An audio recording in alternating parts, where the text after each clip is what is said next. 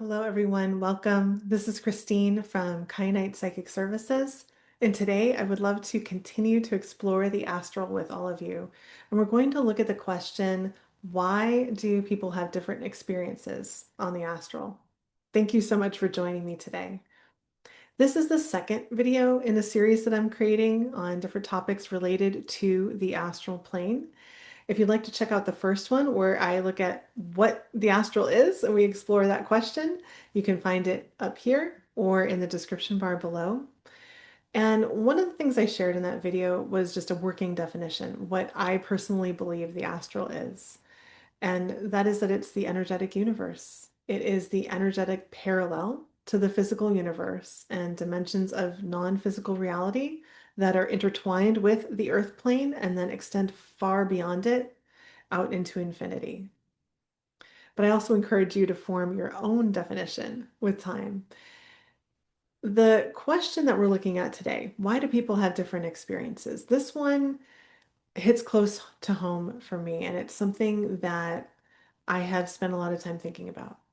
And that's because there are two members in my family close to me that have had near-death experiences, and their experiences were radically different. So the first was my older brother, and this happened when I was quite young. He wasn't living home at the time, and he had an accident, the NDE, and in that experience, an angel came to him, one of his guides came to him and shared words that, and I don't say this lightly, changed the course of his life and connected him with his purpose. Fast forward to my dad having an NDE. And in this experience, when enough time had passed that he and I could talk about it, he told me that there was nothing.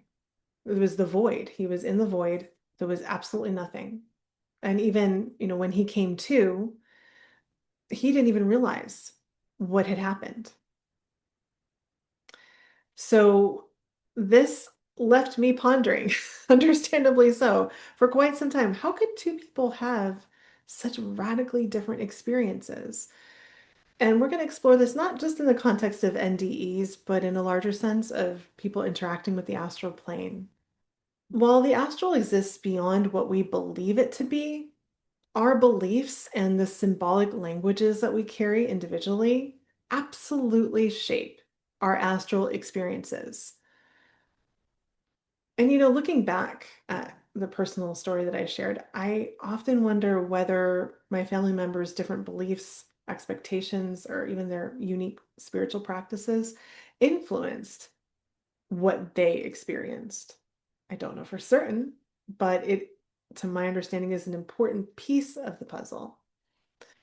Backing up a step, even simply the belief that it's possible to perceive the non-physical, like that the astral exists, or the belief that it doesn't exist, that's going to affect the types of experiences that you have. And something that I've talked a lot about on this channel and other videos is that spirit always speaks to us in language, imagery, symbols that we understand. So, for example, take the Akashic records. If you were to ask like 10 different people what their experience of accessing the Akashic records is like, you're probably going to get 10 different answers. No two people are going to describe it exactly the same way. There might be some similarities, but it's not going to be exactly the same. One person might say, oh, it's an enormous library filled with books, and the other might describe this cathedral, as glittering, and someone might perceive a vast field of information. Someone might talk about light, frequency, and you might talk to someone that didn't see anything, but simply received information as a knowing, like via their claircognizance. So does that mean that one of those people accessed the Akashic records and the others didn't? Absolutely not. There's no one right or wrong experience to be having. And what we remember, what we translate and perceive, it's going to vary because of our unique knowledge base, cultural understanding in each and every lifetime. So when we interact with the astral, we're not only perceiving what's there, we're also interpreting it through our own consciousness, beliefs, experiences, even what we know around us in the physical, and our symbolic language. Just as our beliefs influence how we perceive the astral, the energy and information that's in our field also has an effect on the types of experiences we have. You know that phrase, we're made of star stuff? I love that phrase. It's talking about the fact that our bodies, physical, contain elements that are found in ancient stars. We're a microcosm of the macrocosm. It's so beautiful. And the same, from my perspective, is true energetically.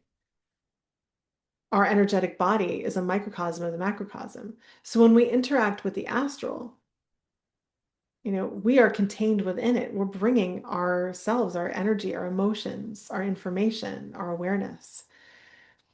And this can be beneficial, but also lead to non-beneficial experiences, to be sure. Like if you're carrying a lot of fear or anxiety, those energies don't go poof when you fall asleep. We know this. Or when you meditate, or when you're going on a journey to an altered state of consciousness, you bring all of that with you. And I think that's why a lot of astral projection techniques, you know, emphasize deep relaxation first and releasing fear or releasing like the busyness of your day, for example, so that you're not taking that with you onto the astral. Similarly, a lot of rituals across many different cultures before you enter an altered state of consciousness, whether you're taking a substance or not. Um, there's a lot of purification and cleansing that happens beforehand so that you don't take the junk with you.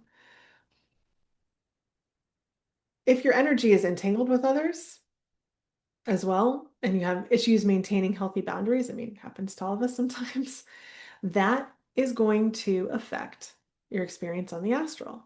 So maybe you close your eyes to meditate and you notice that you're pulled into a scenario where you're having a conversation with someone. That has happened to me for sure. Or you have dreams where people are pulling you in different directions, or you want to explore something, but another person keeps talking to you, right?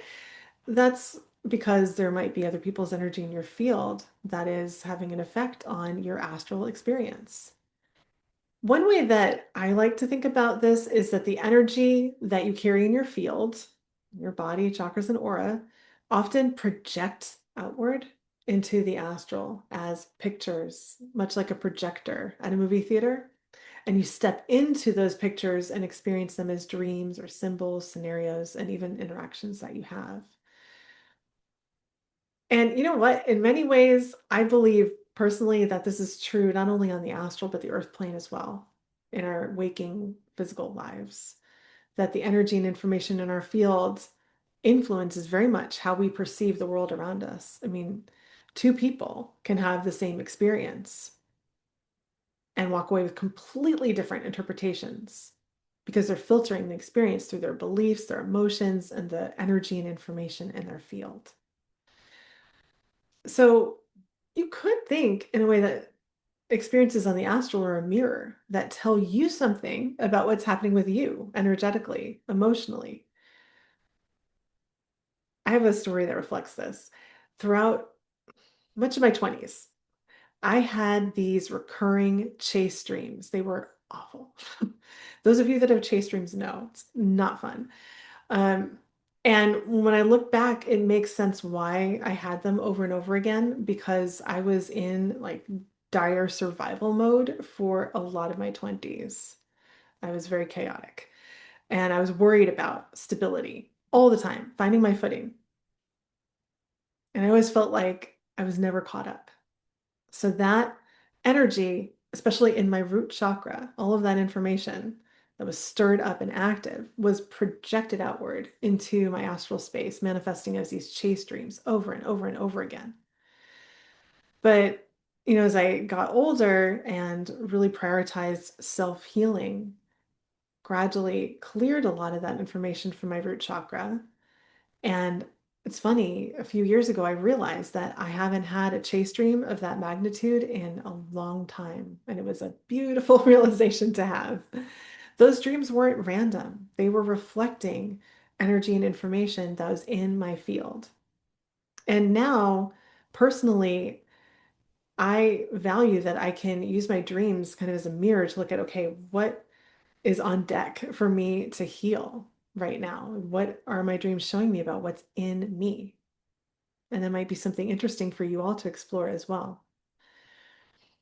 Another thing to consider too is that, well, not all of our energy and consciousness is always conscious. I know that sounds funny. I talked about this in another video that I recorded about going unconscious in meditation. If you want to check that out, I'll put it up here. But sometimes people assume that nothing's happening in a meditation or a guided journey because they don't remember anything. But in reality, there might be aspects of their own energy, emotions, memories, consciousness that they haven't become fully aware of yet. It's covered in what I like to call unconscious energy. So if you have unconscious energy in your field, whether it's in your chakras, in the aura somewhere in the body, that could affect what you perceive, what you do or don't see or know, but also what you're able to remember and understand after you step into the astral and come back. Sometimes a lack of recollection doesn't mean that nothing happened. It might simply mean that you don't have conscious access to what you encountered. And another reason that people could have wildly different experiences on the astral is because the astral is multidimensional. It's not a single uniform place. There are many layers or levels, dimensions, if you want to call it that, vibratory states within the astral. And that's something I'll talk about in future videos for sure. But for now, it's important to understand that where we're interacting can have a huge effect on what we perceive and how we feel, and also what we can remember. Just like your experience in your day to day is going to be different depending on where you are on the planet, your experience on the astral is going to differ depending on where you are there. Some dimensions of the astral can feel really dense, heavy, confusing, draining, and then others feel expansive, peaceful, joyful, depending on your non-physical senses as well and how perception works in those dimensions. You might be able to see clearly in some places and just have a sense of knowing in others and not see particularly clearly. And you might have noticed this yourself in dreams too. Some dreams leave you feeling exhausted or unsettled. Some dreams feel like they're in HD. Some dreams are really blurry. Other dreams you feel refreshed and peaceful. It depends on where you went. I also believe too that there are layers of the astral that are difficult for us as humans to fully recollect or understand. We just can't know yet. Got to be patient. So if you're someone that struggles to remember their dreams, it could also be that you as a spirit are going to these places in this season of your life and in your healing. So if there's one thing that I hope you take away from this video, it's that different astral experiences don't necessarily mean that you're one person's right, one person's wrong, one person's more evolved than the other, one person's more skilled at astral travel than the other. So as I mentioned, the personal story that I shared in the beginning of the video, there's two people in my family with these radically different near-death experiences. And, they happened actually within close proximity to each other. My older brother, I think I was 12, 11 or 12 when it happened, and my dad, I was 16. And at the time, I didn't have the perspective that I do now. I just knew that two people I loved had experienced something very profound and that these experiences were very different. And in one sense, it went against everything that I personally believed, right? So as a teenager, I'm sure you can understand, I found that so confusing. And it raised all these questions about life, death, consciousness, spirituality. I did not have the answers. And looking back, of course, those experiences were incredibly pivotal for the people that had them, but also for me. because they put me on a path of exploration that continues to this day. It's part of why I'm here doing what I do and exploring what I'm wanting to explore. Over the years, I found to a great deal of healing in this exploration, not in finding a definitive answer, but becoming more comfortable with mystery, with complexity, and also the idea that different people can have very different experiences of the same reality. This ties back to a story that I told in the first video about people looking out of the windows of a hotel. This is an analogy that we're all looking at our window of the big picture. And I know that every experience I have on the astral in whatever way, whether it's meditation, astral projection, a journey, whatever it is, it seems to reveal a little bit more of the picture, but it also shows me how much is still unknown. And I know as I get older, I'm finding more and more beauty in that. So I hope that this video is helpful to you and inspires you to explore as well, and to also have more grace and patience and understanding with all the different experiences that you've had and will have. Thank you so much for being here, and I look forward to connecting with you in the next video.